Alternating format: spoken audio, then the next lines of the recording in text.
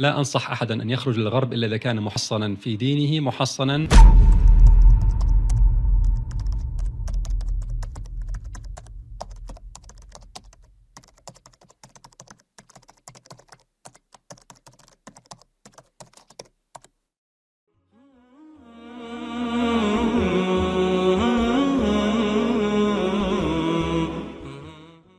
ما القيم التي ينادي بها كثير من الملحدين ба кадом қиматҳо имрӯз бисёре аз дарвинистҳои атеист фаро мехонанд? озодӣ, баробарӣ, ҳуқуқи инсон ва ҳуқуқи занон. биёед назар кунем ки зан мувофиқи асосҳои илмии дарвинистҳо ба кадом мақом соҳиб аст. дарвин тухми тавсифи паст будани занро дар эволюсия кошта, дар китоби худ пайдоиши инсон боби алоҳидаеро бо номи қобилиятҳои зеҳнӣ дар мард ва зан ҷой додааст. ӯ гуфтааст ки баъзе хислатҳои зан хоси нажодҳои поёнӣ мебошанд. пас аз он донишманди маъруфи фаронсавӣ Густав Лубон дар мақолаи илмии маҷаллаи шарҳи антропология гуфтааст ва ин суханон метавонанд ҳайратовар бошанд. барои тасдиқ ман манбаи дақиқро овардам. матнро аз нусхаи англисӣ маҷалла тарҷума кардам, ҳарчанд мухтасар аст. барои фаҳмиши равшан дар охир бо ба итмом расидани он ишора мекунам. ӯ мегӯяд: дар аксари наҷодҳои пешрафта мисли сокинони Париж, бисёре аз занон андозаи мағзи сарашон ба мағзи гориллаҳо наздиктар аст ва ин ноқисӣ бараълло маълум аст. ҳар равоншиносе ки зеҳни занонро омӯхтааст медонад ки онҳо аз ҷиҳати эволюсионӣ пасттар буда, на ба мардони болиғ, балки ба кӯдакон ва инсони содда наздиктаранд. албатта занони истисноӣ мавҷуданд ки аз мардони миёна сатҳ болотаранд, аммо онҳо ба мавҷудоти нодир мисли гориллаи соҳиби ду сар монанданд ва метавон онҳоро нодида гирифт. дар ин ҷо суханони Лубон ба охир мерасад.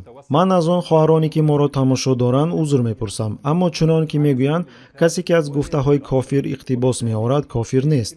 инчунин доктор Ҷерри Бергман чанд мақолае дорад ки дар онҳо паст будани занонро дар назарияи Дарвин шарҳ медиҳад ва онҳо дар китоби зан байни дарвинизм ва атеизм оварда шуданд. дар назарияи эволюсияи Дарвин ки атеистон бар он бовар доранд, баробарӣ, озодӣ ва ҳуқуқи инсон вуҷуд надорад. дарвинизм ин арзишҳоро нобуд месозад, чунки он ба қонуни мубориза барои зинда мондан асос ёфтааст ки наҷодҳои пешрафтаро ташвиқ мекунад то бо зулм ва истисмор наҷодҳои заифро нобуд созанд.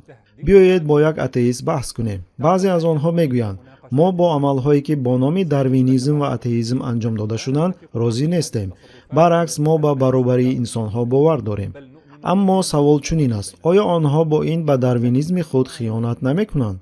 зеро тибқи қонуни дарвинизм онҳо бояд ба мубориза барои зинда мондан ва устувории қонуни табиат ки наҷодҳои боқувватро зинда мемонад содиқ бошанд.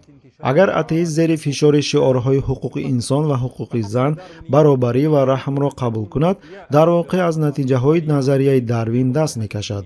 ин амал маънои онро дорад ки атеист дар ботини худ нокомии назарияи Дарвин ва барои талаботи инсонӣ номуносиб будани онро эътироф мекунад, зеро ахлоқ ва арзишҳо аз доираи моддии дарвинизм берунанд. дарвинизм ба инсонҳои заиф раҳм карданро ҳамчун амалҳои зидди қонунӣ мешуморад. масалан, агар мо нигоҳубини маймунҳоро чунон анҷом диҳем ки ба зарари одамон бошад, ин аз нуқтаи назари дарвинизм ғайриахлоқӣ хоҳад буд. ҳамин тавр раҳм кардан ба заифон ва наҷодҳои заиф мувофиқи дарвинизм рафтори ғайриахлоқист ки ба пешрафти табиат монеъ мешавад. пас эй атеист, ту бояд интихоб кунӣ: ё ба дарвинизм содиқ монда қонуни мубориза барои зинда монданро пайравӣ менамоӣ, ё аз он даст кашида арзишҳои ахлоқиро қабул мекунӣ.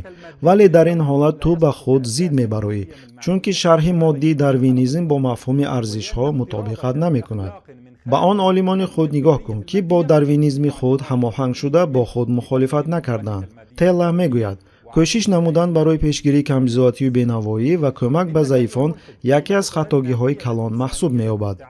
яъне кӯмак кардан ба ин одамон дар назарияи Дарвин иштибоҳи ошкор аст, зеро он аслан мухолифи интихоби табиӣ мебошад.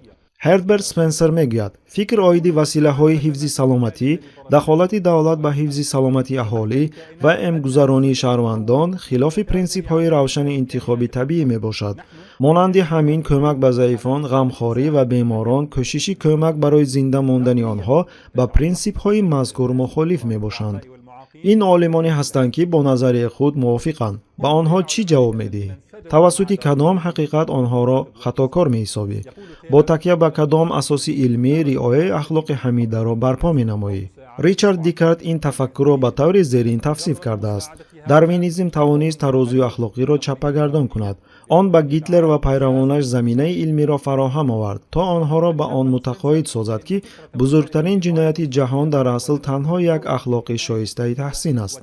اگر شما ای داروینیست ها آدمی سالم و بیمار را، عاقل و بیعقل را و مرد و زن را برابر کنانید، پس در اساس کدام سفید کننده منطقی در این موقع قرار میگیرید؟ چرا شما از روی اعتقاد خود به آدمان شامپانزه را، گوریلا و دیگر مخلوقات از جهت اِوولوسیونی به انسان مانند را برابر نمی‌کنید؟ خصوصا در حالی که شما به قیمت روحی که انسان را از حیوان ممتاز می‌سازد باور ندارید.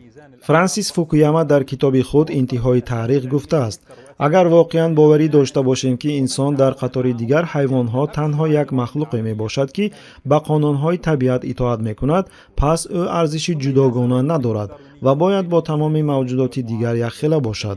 از این رو ما طرفدار برابری بین آدمان شده نمیتوانیم، زیرا باید یا طبقه‌گری وحشیانه یا برابری غیر امکان موجود باشد.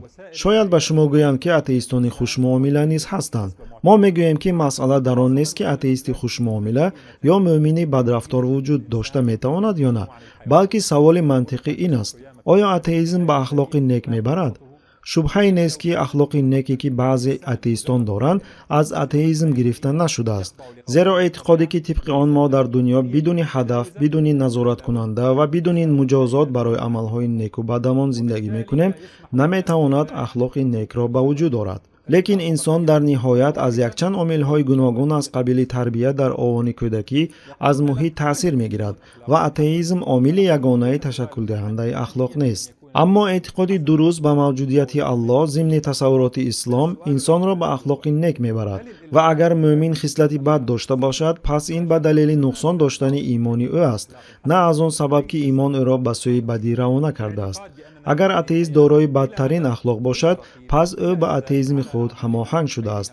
اگر او با اخلاق نیک خود را آراسته باشد، پس او از اصل خود جدا شده به مادیت خود خیانت کرده است. اتئیست به شما میگوید: علم معاصر به ما کمک میکند که خطاگی‌های نظریه داروین را که باعث جداسازی و طبقه بندی گردید اصلاح نماییم، بدون آنکه نظریه را تماما از بین بریم. تکرار میکنم که حالا اینجا جای رد کردن نظریه داروین نیست، ولی در پاسخ به این نکته ما میگوییم نظریه اِوولوسیونی داروین تاکید میسازد که اِوولوسیون تمام موجودات از جمله انسان پیوسته ادامه دارد. از این برمیآید که در میان نژادهای انسانی که حالا موجودند، بعضی در سطح عالی و بعضی در سطح پایانی انکشاف قرار دارند. این چیزی است که داروینیست‌ها در آن اختلافی ندارند. آنها میتوانند درباره چینک این برتری اِوولوسیونی اختلاف کنند که آیا آن اندازه کاسه‌خانه سر است یا رنگ چشمها، یا برآمدن پیشانی یا اندازه بینی، یا ذهن یا مهارت یا ساختار بدن و غیره. اما از روی پرینسیپ داروینی ضرور است که نژادهای پست و نژادهای عالی بشری وجود داشته باشند که حتماً به تقسیمات نفرت انگیزی که ما دیده ایستاده ایم آورده میرساند. پس از این همه شما نعمت اسلام را که در اصل خود به یکدیگر برابر بودن آدمان را تاکید می‌سازد درک می‌کنید. ای مردم، البته ما شما را از یک مرد و یک زن بیافریدیم و شما را قوم‌ها و قبیله‌ها گردانیدیم تا یکدیگر را بشناسید و گرامی‌ترین شما در نزد خدا پرهیزگارترین شما است. البته خدا دانا و باخبر است. پرهیزگارترین شما، یعنی او تعالی رقابت را در آن چیزی قرار داد که انسان میتواند به دست آورد، یعنی تقوا، نه رنگ پوست و اندازه لب و نه وسعگی سوراخی بینی. پس از این همه شما نعمت اسلام را درک میکنید که پیامبر صلی الله علیه و سلم درباره آن فرمودند: عرب بر غیر عرب و غیر عرب بر عرب هیچ برتری ندارد. سفید بر سیاه، سیاه بر سفید هیچ برتری ندارد مگر بر اساس پرهیزگاری. همه انسان ها از آدم پیدا شدند و آدم از زمین. باز فرمودند: زنان نصف دومی مردانند.